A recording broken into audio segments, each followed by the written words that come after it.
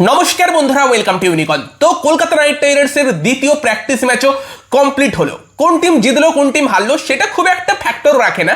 যাই হোক, purple night আর golden night দুটো টিম ছিল, গোল্ডেন নাইট জিতেছে, তারা বেটার টিম ছিল, জেতারই কথা। লাস্টের দিকে একটু ইকুয়েশন এদিক ওদিক করেও চেষ্টা করা হয়েছিল পার্পল নাইটদের জেতানোর, বাট তারাও লাস্ট অব্দি হেরে যায়, মানে এক রানেই হারে, একটুখানি হাড্ডাহাড্ডি ম্যাচ হয়ে গিয়েছিল লাস্টে যে ইকুয়েশনটা ছিল।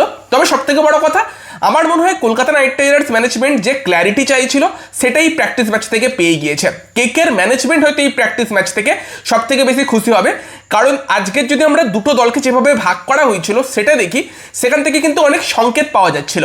কারণ গোল্ডেন নাইট যে টিমটা ছিল সেই টিমটা ছিল অনেকটা এই রকম: Ajinkya Rahane, Finn Allen, Cameron Green, Angkrish Raghuvanshi, Rinku Singh, Ramandeep Singh, Anukul Roy, Blessing Muzarabani, Varun Chakravarthy, Vaibhav Arora এবং তারই সঙ্গে কার্তিক ত্যাগী। অনেকটা সেই টাইপের 11 না, যেটা আমরা হয়তো কলকাতা নাইট রাইডার্সের হয়ে প্রথম ম্যাচেই এক্সপেক্ট করছি। অনেকটা কিছু চেঞ্জ এখনো হতে পারে, নারায়ণের মতো প্লেয়ার এখনো আসেনি। উল্টো দিকে সৌরভ দুবে যেরকম বোলিং করলো সেটা অবভিয়াসলি আবারও দেখতে খুবই ভালো লাগলো। আর উল্টো দিকের যে টিম ছিল সেখানে তুলনামূলক আমরা দেখেছি যে প্লেয়ারগুলো হয়তো প্লেইং 11-এ আসার চান্স কম, সেই প্লেয়ারগুলো ছিল।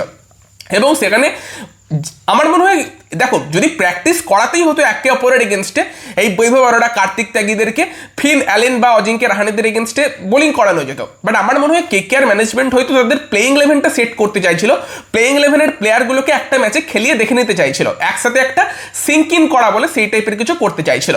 সেই কারণেই এরকম সিদ্ধান্ত। এবং তারই সঙ্গে সঙ্গে সৌরভ দুবে সে যেরকম বোলিং করলো সেটা অনেকটা impressive. Sourav Dubey Kolkata Knight Riders দলে অফিসিয়াল এটা এখন ধরতে পারো, ভেঙ্কি মাইসোর শেষের দিকে বলে দিয়েছে। ব্যাপারটা আমরা দেখতেই পাচ্ছিলাম চোখের সামনে, যে সৌরভ দুবে নবদীপ সাইনের মতো বোলার ছিল যারা কিন্তু নেট বোলারদের জার্সি পরে বোলিং করছিল।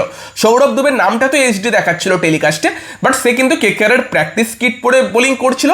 এবং সব থেকে মজার ব্যাপার যে সে যখন বোলিং করছে, প্রিয়ম ঘোষ তো বলেই ফেললো যে নতুন আমাদের একদম ইমার্জিং ট্যালেন্ট, মানে বলে ফেলতেই যাচ্ছিল, সেই সময় বোধহয় কেউ তাকে চিমটে কেটে থামিয়ে দিয়েছে, চুপ করে গেল।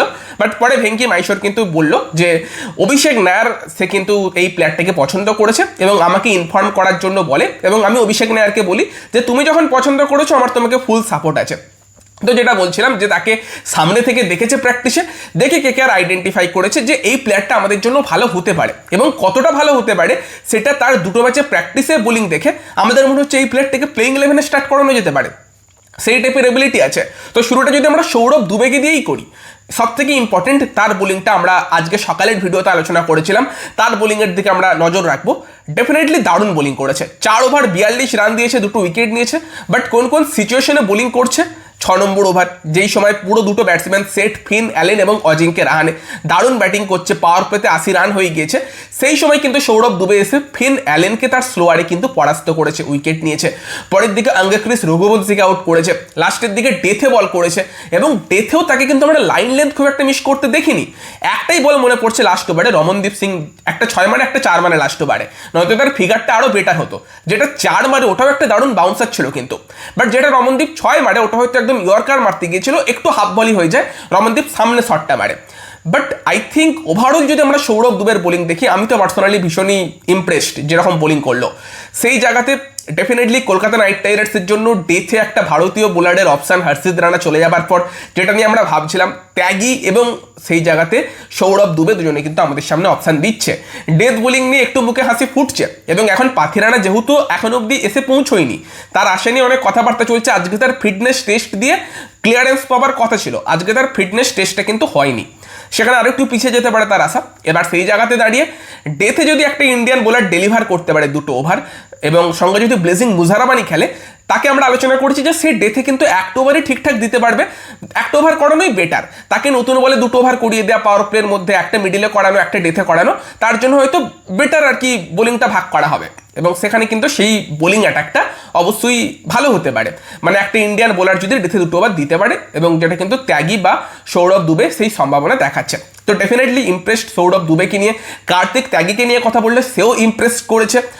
আমি মেনলি বোলারদের দিকেই তাকিয়েছিলাম সত্যি বলতে কি, এবং সেই জায়গাতে দাঁড়িয়ে কার্তিক ত্যাগী কত 3 ওভারে বোধহয় 35-36 এরকম রান দিয়েছে, বাট প্রথম ওভারে 3 রান দেয়, 3টে উইকেট নেয়। সার্থক রঞ্জন, টিম সাইফাট সম্ভবত, এবং রাচিন রবীন্দ্র, নাকি না রাচিন রবীন্দ্র, সার্থক রঞ্জন, রাহুল ত্রিপাঠী, এই 3টে উইকেট নেয়। লাস্টে রাহুল ত্রিপাঠীর আউটটা হলো, ক্যামেরন গ্রিন ক্যাচ নিল, ভালো ক্যাচ নিয়েছে ক্যামেরন গ্রিন ওখানে।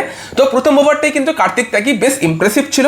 লাস্টের দিকে 2টো ওভারে একটু মার খেয়েছে, বাট তাও ইয়র্কার যেগুলো নেল করার চেষ্টা করছিল পারছিল। একটা অবশ্যই লাস্টের দিকে তোমার বিমার মেরে দিয়েছিল রাহুল ত্রিপাঠীকে, মাথা ফাটিয়ে দিত। এবং আমরা ব্লেসিং মুসারবানিকেও দেখছিলাম ভালো বাউন্স পাচ্ছিল পিচ থেকে। তো বোলিং নিয়ে চিন্তা আমার একটু প্র্যাকটিস ম্যাচ থেকে কমেছে, আমি এটাই বলবো।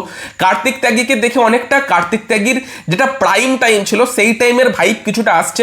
সেই যে পিচ থেকে একটু নিপ ব্যাক করা ডেলিভারি, একটু বাউন্স, সেগুলো কিন্তু পাচ্ছে কার্তিক ত্যাগী। বল স্কিট করছে ভালো রকম, এবং যদি ইয়র্কারগুলো আরও ভালোভাবে নেল করতে পারে ডেফিনেটলি কার্তিক ত্যাগী কিন্তু ইমপ্রেস করছে। তো সেখানে তোমরা জানিও সৌরভ দুবে এবং কার্তিক ত্যাগী, যে দুজনের দিকে পার্সোনালি আমি বেশি করে তাকিয়েছিলাম, তারা আমাকে তো ইমপ্রেস করেছে, পার্টিকুলারলি সৌরভ দুবে। তোমাদের কেমন লেগেছে তাদের বোলিং কমেন্টে জানিও। বাকি তো ব্যাটিং নিয়ে কথা বললে, ব্যাটিং তো মেনলি ওই টিমটারই দেখছিলাম, গোল্ডেন নাইটের, কারণ তারাই মেনলি তোমার এই টিমটার ব্যাটসম্যান হতে চলেছে। এবং সেখানে দাঁড়িয়ে অজিঙ্ক্য রাহানে এবং ফিন অ্যালেন, যেই স্টার্টটা আমরা দেখতে চাই আইপিএলে, সেই টাইপেরই কিছুটা স্টার্ট দেয়। শুরু থেকে অ্যাগ্রেসিভ খেলতে শুরু করে, সেকেন্ড ওভারে দাক্স কামরাকে নিয়ে আসে। দাক্স কামরাকে দেখে মনে হলো ট্যালেন্ট তো আছে, বাট এখনও সে র ট্যালেন্ট, লাইন লেন্থে এখনও তার প্রবলেম হচ্ছে, সেই জিনিসটা বোঝা গেল। যদিও সেকেন্ড ওভারটা পাওয়ার পেতে ভালো কামব্যাক করেছিল, ফার্স্ট ওভারে মার খেয়ে গিয়েছিল, বাট রাহানি এবং ফিন অ্যালেন কিন্তু ভালো শুরু করে। রাহানি কিন্তু এই ম্যাচে ভালো ব্যাটিং করেছে, রাহানি কিন্তু আউট হয়নি, 25 বলে 58 করেছে, দেন উঠে গিয়েছে বাকিদের ব্যাটিং সুযোগ দেওয়ার জন্য, যেহেতু প্র্যাকটিস ম্যাচ। ফিন অ্যালেনও 16 বলে 31 করে, এবং দুজনে মিলে কিন্তু পাওয়ার পেতে দারুণ স্টার্ট দেয়। 3 নম্বরে ব্যাট করতে আসে ক্যামেরন গ্রিন। ক্যামেরন গ্রিনের ব্যাট থেকেও কিন্তু প্রথম ম্যাচেই অর্ধ-শতরান রান এলো, 30 বলে 52 করলো। যদিও আমি পার্সোনালি বলবো যে ক্যামেরন গ্রিনের বেস্ট ব্যাটিং এটা ছিল না, 3-4টে চান্স দিয়েছিল, যদিও যেটাতে আউট হয়েছে ওটা মনীষ পান্ডের ব্রিলিয়ান্ট ক্যাচ ছিল, বাট তার আগে কিছু চান্স দিয়েছিল। এবং একদম পুরোপুরি ক্যামেরন গ্রিন জেনারেশনাল ট্যালেন্ট, যেই লেভেলের ব্যাটিং এক্সপেক্ট করি সেটা না দেখতে পেলেও রান তো পেয়েছে, বড় বড় কিছু ছয়ও মেরেছে, এবং সে জায়গাতে ক্যামেরন গ্রিন ইমপ্রেসিভ 30 বলে 52 করেছে, ব্যাটে রান পেয়ে গিয়েছে প্রথম প্র্যাকটিস ম্যাচে। তারই সঙ্গে রঘুবংশী একটু স্লো খেলেছে, 17 বলে সম্ভবত 23 করেছে। বাট সব থেকে ইমপ্রেস আমাকে কে করেছে বলবো? রমনদীপ সিং। রমনদীপ ব্রিলিয়ান্ট ব্যাট করেছে ভাই। রমনদীপ ব্যাটিং তো শুরুটা ভালোই করেছিল, তারপর সেন ওয়াটসন গিয়ে তাকে কি বুদ্ধি দিল আমি জানি না, তারপর প্রশান্ত সোলাঙ্কিকে 2টো 6 মারলো, লাস্টে তোমার সৌরভ দুবেকে মারলো, প্রত্যেকটা বোলারকে মারছিল। ব্রিলিয়ান্ট ব্যাটিং করেছে রমনদীপ সিং। 16 বলে বোধহয় 42 করেছে, 16 বলে বা 15 বলে 42 রান রমনদীপ সিং করেছে। এবং রমনদীপের ফর্ম কেকেআরের জন্য ভীষণ ইম্পর্টেন্ট। রমনদীপ এই টাইপের ব্যাটিং করতে থাকলে সেটা কলকাতার জন্য খুব খুব ভালো। তোমার রিঙ্কু সিংও 8 বলে 24 করেছে, তার ব্যাটেও সেই স্ট্রাইক রেটটা আমরা দেখতে পেয়েছি, 300-র কাছাকাছি স্ট্রাইক রেটে ব্যাটিং করেছে। ইভেন আমরা কোচেদেরও অনেক ইনভলভ থাকতে দেখেছি, ওয়াটসন তো রীতিমতো ইনভলভড, অভিষেক নায়ারও ইনভলভড আছে, এবং ব্রাভোকেও আমরা দেখছিলাম বোলিংয়ের সময় কিন্তু গিয়ে প্ল্যান দিচ্ছে, এবং সেই জায়গাতে রমনদীপের সঙ্গে ভালো রকম কথাবার্তা বলছিল। রমনদীপকে আমরা ভালো বোলিং করতেও দেখলাম। রমনদীপের বোলিংটারও কেকেআরের দরকার পড়তে পারে, এবং রমনদীপ 2টো উইকেট নিল। ওভারঅল এই ম্যাচের সব থেকে বড় পাওনা আমার মনে হয় রমনদীপ সিং ব্যাটে এবং বলে যেরকম করেছে, তার পাশাপাশি ডেফিনেটলি কার্তিক ত্যাগী ঠিকঠাক করেছে, ভালো করেছে, ফার্স্ট ওভারটা দুরন্ত করেছিল, দেন একটু এক্সপেন্সিভ গেল, ইমপ্রেসড সৌরভ দুবে। সঙ্গে তো রাহানি, গ্রিন, অ্যালেন, তাদের ব্যাট থেকে রান এসেছে, রিঙ্কুর ব্যাট থেকেও রান এসেছে। তবে উমরান মালিক কিন্তু আবারও হতাশই করলো। উমরান মালিকের ব্যাপারটা কি বলতো, উমরান 3টে ভালো বল করছে, 3টে অ্যাভারেজ বল করছে, মার খেয়ে যাচ্ছে, ফলে তার ইকোনমি বেশির দিকেই থাকছে। এবং এখন তো এই সময় দাঁড়িয়ে আমার তো মনে হয় উমরানের আগে বৈভব, কার্তিক, সৌরভ দুবে, তারা সবাই এগিয়ে থাকবে স্টার্ট করার দিকে। উমরানের স্টার্ট করার চান্স কিন্তু কমে গিয়েছে, ভালো বোলিং করছিল না, প্র্যাকটিসও করতে পারেনি। বাকি তোমরা জানিও এই প্র্যাকটিস ম্যাচ নিয়ে তোমাদের কি বক্তব্য। লাস্টের দিকে আমরা সেকেন্ড টাইম ব্যাট করতে এসে টিম সাইফার্ট, রাহুল ত্রিপাঠী, তাদেরকেও ব্যাটে রান করতে দেখলাম। ত্রিপাঠীকে সেকেন্ড টাইম ব্যাট করতে এসে যেভাবে খেললো দেখতে ভালোই লাগলো। আরোরাও ফার্স্ট ওভারটা ভালো করেছিল, পরের দিকেও খারাপ করেনি। সব মিলিয়ে একটা পারফেক্ট প্র্যাকটিস ম্যাচ কলকাতার জন্য, এবং টিম ম্যানেজমেন্ট অনেক ক্ল্যারিটি পেয়ে যাবে। তোমরা তোমাদের মতামত জানিও যে এই প্র্যাকটিস ম্যাচ নিয়ে তোমরা কি বলবে। ভিডিওটা ভালো লাগলে ভিডিওটাকে লাইক করে দিও, শেয়ার করে দিও, আমাদের চ্যানেলে প্রথমবার এলে আমাদের চ্যানেলটিকে সাবস্ক্রাইব করে তার পাশের বেল আইকনটাকে অন করে দিও। তো চলো গাইস, এই ভিডিওতে এই পর্যন্তই, বাই বাই।